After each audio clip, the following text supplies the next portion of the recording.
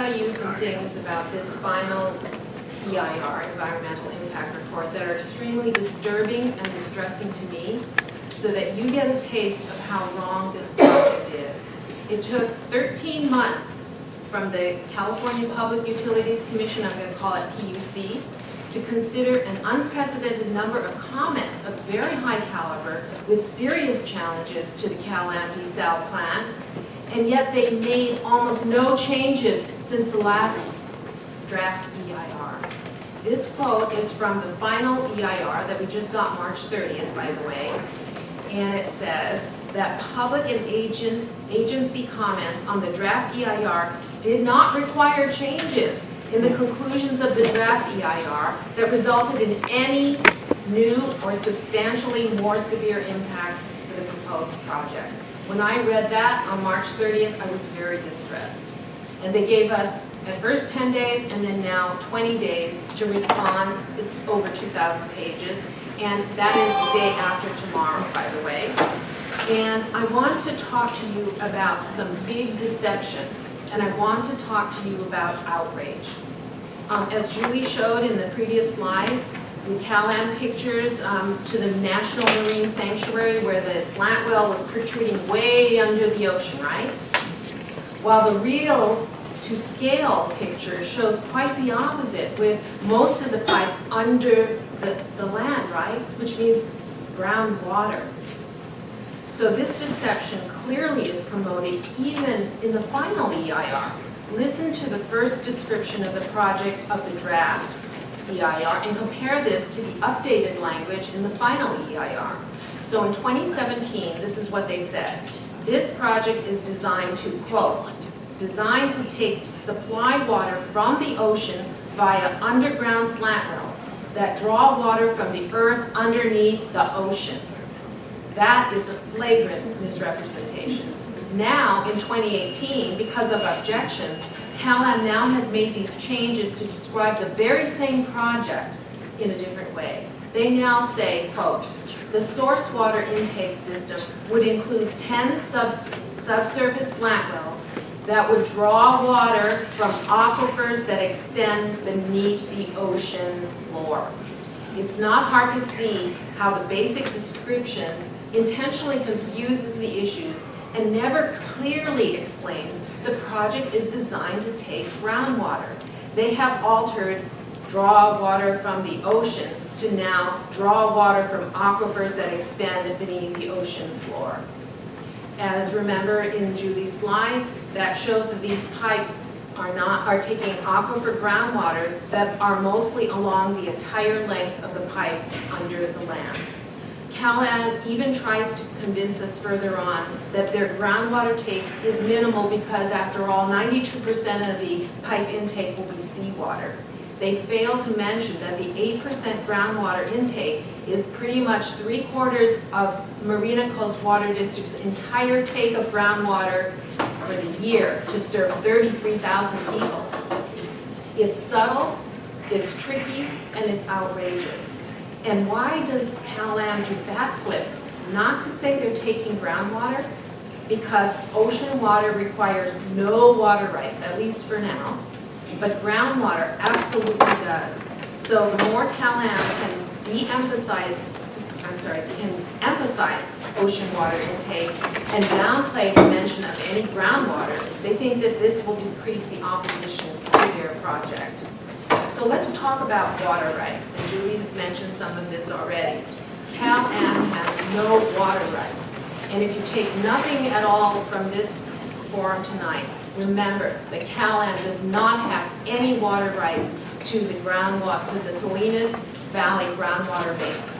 Okay, and they want to build here without water rights. And they say they have a plan to get a special type of water right called developed or appropriative rights, water rights, and that they can really get this after the plant is built and pumping. Okay, now that means that I can steal your car from your garage and say I will get legal rights to do so 2 years from now. But it doesn't stop here. So now the story gets even more nonsensical. Since they do not have water rights, period, they now have to figure out something new. To try to get this special water right, they must show 1, the water they are taking is useless, 2, that that no harm will be done, and 3, that they will return the water back into the basin from which they took. So that means I can steal your car from your garage illegally because you aren't using it too much. And by stealing your useless car, you won't be harmed much. And I promise you that I will give your car back and put it in your neighbor's garage. So if your head is swimming from all the convolution, join the club. Keith will be covering my next 2 short points in much more detail. The challenge for Cal-Am is to show that Marina's groundwater is useless to Marina, but just think of this. If our water is so useless, why is Cal-Am working so hard to get it? And wait till you hear Keith on how they define useless brackish water. It's amazing. And Cal-Am says that their science proves absolutely no harm to Marina Coast Water District, sole source of water, of drinking water. So it's not surprising that they and the PUC refuse to consider the new AEM data from Stanford University that shows that indeed there will be harm. I see our Mayor Delgado in the back, so. Okay, so I'm gonna refresh where I left off. And I'm going to reread my, my analogy, so kind of get back on track here. So, I can steal your car from your garage illegally because you aren't using it too much, and by stealing your useless car, you won't be harmed, and I promise to give you back your car, but put it in your neighbor's garage. Okay, so, and Keith will be talking a lot about the harm issue, and so I'll leave it at that. The next hurdle for Cal-Am's plans to get those special water rights, remember, is to concoct a return water initiative. It goes something like this. Since I have to show I'm a responsible player in order to get the rights that I don't have now, I will negotiate a return of a portion of good desalinated water to the same basin, that is, not to Marina, but to Castroville 9 miles away. How is the return water to Castroville benefiting Marina after pulling massive amounts of our water from our service area? And Cal-Am is going to charge those Castroville folks a deeply discounted water rate. Sounds very neighborly. Who do you think is going to be paying for that water? Those of you in the Monterey Bay area, you know who's going to be paying. Okay. And maybe you don't know the answer to the why question of why they're doing this, but you certainly know who will pay for it answer.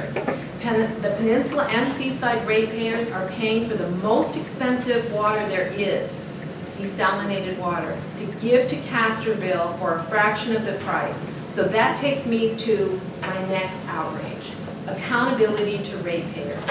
Do any of you know how much your bills are anticipated to go up if the project is approved and built and operating? How much are the building costs and how much are the operating costs? Is the ongoing subsidy of water going to Castroville accounted for? And damages to Marina's water, is it included? Or attorney fees, is all of that included? Ratepayers need to know now about all of these things because the Monterey Peninsula and Seaside will be essentially paying for research and development of a new experimental technology that will not be owned by them, but they will have paid for it. Cal-Am stands to make millions over time, and the peninsula already has the highest rates of water in the country. Don't ever forget the fact that desalinated water is the most expensive you can produce or buy. And it is costing Marina a lot of money too, just as our mayor said. The uninvited invasion of Cal-Am into Marina forces Marina to have to spend, at this point, $500,000 so far, and as our mayor just said, maybe allocating $1 million, just to defend our own water resources. Tragic for a small socioeconomically challenged city, tragic for the Cal-Am customers that have to pay for this. So I have to talk to you about governmental processes. that has put the cart way before the horse. This final EIR process is the last step before a permit is issued, and the mayor talked about this thing called CPCN. And and this is done, it could be done, right after the approval of this final EIR. They can advance to a permit that allows them to build. But wait, don't we need to first know whether it's even legal for Cal-Am to cross over into another basin to get this water? Shouldn't we have gotten the information before Cal-Am started down this path? It seems like simple logic to me, but it also gets worse. The PUC is not the body who even determines if Cal-Am has the right to take this water, but they can issue a permit to start building. Talk about crazy. And the more money Cal-Am spends on this, the more they believe their project will be approved. But it's all backwards. The rights issue should have been done first, and the ratepayers needed to understand how much they would be paying for this desal plant before any approvals. So do you see how it's truly disturbing what's happening here? And lastly, dirty tricks. Public Water Now is petitioning for signatures to get a feasibility study done that would place the measure on the November ballot so that the public can decide if staying with Cal-Am is in their best collective interest. And what happened? Cal-Am paid for blockers to intervene where volunteers were collecting signatures. And this fell out of some of my papers just 2 days ago, but this is what it is. Think before you ink. Some of you might have seen this already. And I want to just read you. On the back, it has water rights. So I'm going to read you this. It says, the State Water Resources Control Board concluded that Cal-Am has the right to pump seawater. What are they not saying here, guys? We already know that. They didn't have to get permission from anybody. Do you see the language? It goes on to say, and would be able to develop appropriate rights to pump and desalinate currently unusable brackish groundwater. I just went through these very same points, and I hadn't even looked at this, and I was going, well, that says everything that I've been trying to say. So be careful, as George was pointing out, be careful what you read, okay? You need to know the facts and not necessarily from a particular source. And then, they didn't stop there. Cal-Am sent out mailers with falsehoods about Public Water Now and a paper to rescind one's signature on a rightful legal voter petition. Talk about silencing the public. That was outrageous. And the Peninsula and Seaside responded by a huge input of signatures at the last 2 weeks of the campaign. Okay? And I want you to also know that Cal-Am made several appearances on the peninsula, but never once came here to the region from which they plan to grab the water. It behooves them to keep Marina in the dark. So it's so great to see Marina here today.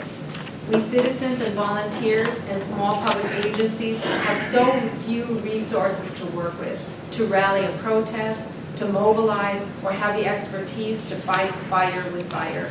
Private corporations versus publicly owned water. It's such an important distinction. We in Marina and North communities fight to preserve our public water agency. You on the peninsula and seaside fight to get your water publicly owned. And we both fight the same powerful adversary. Bottom line is that Cal-Am's motivation is always profit for their shareholders first. And though PUC and the National Marine Sanctuary would like everyone to think that Cal-Am's project is superior to all the other options they've identified in the final EIR, they are missing a major point. There are other options that don't include a desal plant right now that can buy us time to see what we're really getting ourselves into by building this desal plant at this particular location and at this particular time. There are 3 public agencies all working together as we speak to develop a regional solution for the peninsula and seaside that ensures that for the next 10 to 15 years, when you turn on that tap, water will be there. Why should the Cal-Am project be rushed to a dismal end in which Marina's sole source of drinking water will be jeopardized and the peninsula will be forced to pay for this potentially unnecessary and unaffordable project? It just doesn't make sense. The train is heading for a brick wall, and it really needs to be slowed down before it's too late.